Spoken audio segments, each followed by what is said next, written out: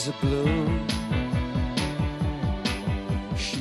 Bom, agora uma questãozinha de química orgânica, né? Porque assim, não sei se vocês perceberam, mas a físico-química ela prevalece na CAF. Então, uma questãozinha de química orgânica também não faz mal para ninguém.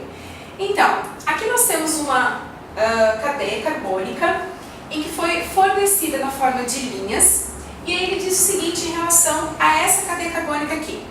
Utilizando-se de condições apropriadas, a espécie química abaixo foi oxidada, portanto nós vamos fazer aqui uma reação de oxidação. Ela foi oxidada formando 2 mols de um composto que contém um grupo carboxila em sua molécula. Como dados, ele só fornece massas molares, tá? Ou massas moleculares. O nome e a massa do composto formado, respectivamente, são... Bom, galera, aqui nós temos uma baita de uma pegadinha, porque é o seguinte. Ele parte de 1 mol da substância. Nós vamos oxidar essa substância, vamos formar o produto carboxilado, conforme ele propõe. Só que ele diz que nessa reação foram formados 2 mols da substância. Então, além do composto formado, como ele quer a massa, essa massa, na verdade, ela vai ter que ser multiplicada por 2. E aí que está a pegadinha do problema. Agora, lembrando, né, que quando eu trabalho com uma estrutura orgânica, em cada pontinha dessa aqui, eu tenho carbono. E lembrem-se que cada carbono precisa fazer 4 ligações. Então, os hidrogênios aqui, eles ficam subentendidos, certo?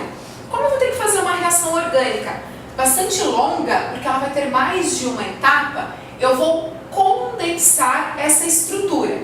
De que maneira? Eu não sei se vocês se deram conta, mas o grupo, ou o CH2, ele se repete 4 vezes, tá? Só que esse CH2 aqui eu vou ter que utilizar para uma coisinha na reação. Então eu vou fazer o seguinte, eu vou fazer CH3, tá? Tracinho. Vou colocar o grupo CH2 entre parênteses, certo? Vou colocar o grupo CH2 entre parênteses e vou multiplicar por 3. Ou seja, eu já dei uma condensada na estrutura. E vou ficar só com o que me interessa, que é esse finalzinho aqui, ó. CH2, que eu vou deixar esses 2 hidrogênios separados de propósito, e a hidroxila. Galera, isso aqui é um álcool, né? Hidroxila ligada a carbono saturado é um álcool. E quando o álcool primário ele é oxidado, ele passa por 2 etapas. Na primeira etapa, ele forma um aldeído, só que aldeído é um composto carbonilado. E o problema é que é um composto carboxilado. Então eu vou ter que passar para a segunda etapa da oxidação, aonde eu vou formar o ácido carboxílico.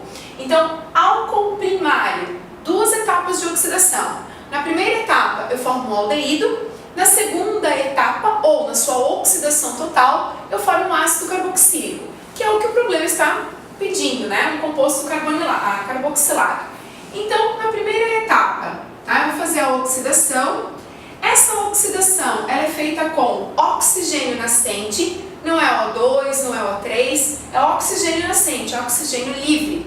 E eu vou usar um agente desidratante. Esse agente desidratante, como o próprio nome sugere, ele vai desidratar a molécula de que maneira? Retirando dela uma molécula de água. Então eu vou retirar a hidroxila, né, da função álcool, e um dos hidrogênios do mesmo carbono que contém a hidroxila. Então aqui eu vou ter a retirada de água, eu vou ter a saída de uma molécula de água. O que sobra desse composto aqui? Bom, aquele CH3 lá do final, ninguém mexeu com ele, ele sobra, né? A parte da cadeia carbônica, que foi aqui o CH2 vezes 3, tá sobrando. E a este carbono aqui, ó, restou apenas um hidrogênio. Então nós temos aqui um hidrogênio e 2 valências livres, ou seja, 2 ligações que esse carbono precisa fazer. E é aqui que ele será oxidado. E aqui eu formo um aldeído, que é um grupo carbonilado e não carboxilado, como o problema quer. Então, numa segunda etapa, o que eu vou fazer? eu vou pegar esse aldeído que foi formado, certo? Então esse aldeído aqui foi formado e o carbono que foi oxidado, ele pode ser oxidado mais uma vez, porque ele ainda tem hidrogênio ligado a ele. Então, uma vez oxidado novamente, o que vai acontecer? Ó, o CH3 continua, o CH2 vezes 3 continua. Esse hidrogênio, ele vai dar lugar ao oxigênio, formando então uma carboxila, como o problema propôs. Então nós acabamos formando um ácido carboxílico. Agora, peraí, o álcool ele passou por um processo de oxidação. Será que esse carbono ele foi oxidado mesmo? Será que o NOx dele aumentou? Então, olha só, o hidrogênio tem carga mais um, e a hidroxila como um todo tem carga menos um, né? Para zerar, esse carbono aqui então tem carga menos um. Então, no álcool primário, a carga desse carbono é menos um. Lá no aldeído, o oxigênio é menos 2, o hidrogênio é mais 1, para zerar o carbono já tem que ser mais 1, ou seja, de menos 1 ele foi a mais 1. Ele sofreu oxidação, o NOx dele aumentou, e quando ele vai de aldeído para ácido carboxílico, olha aqui o que acontece. Oxigênio é menos 2, a hidroxila como um todo é menos 1, e o carbono para zerar, mais 3. Então, ao longo do processo, a carga do carbono foi aumentando. Menos 1, mais 1 e mais 3. Então, efetivamente, ele foi sofrendo uma oxidação em cada uma das etapas. Bom, o ácido que nós formamos é um ácido carboxílico com 5 carbonos. Então, todo ácido, seja ele orgânico ou inorgânico, eu tenho que usar a palavrinha ácido aqui na frente, certo? Como ele tem 5 carbonos, ó, 3, 4, 5.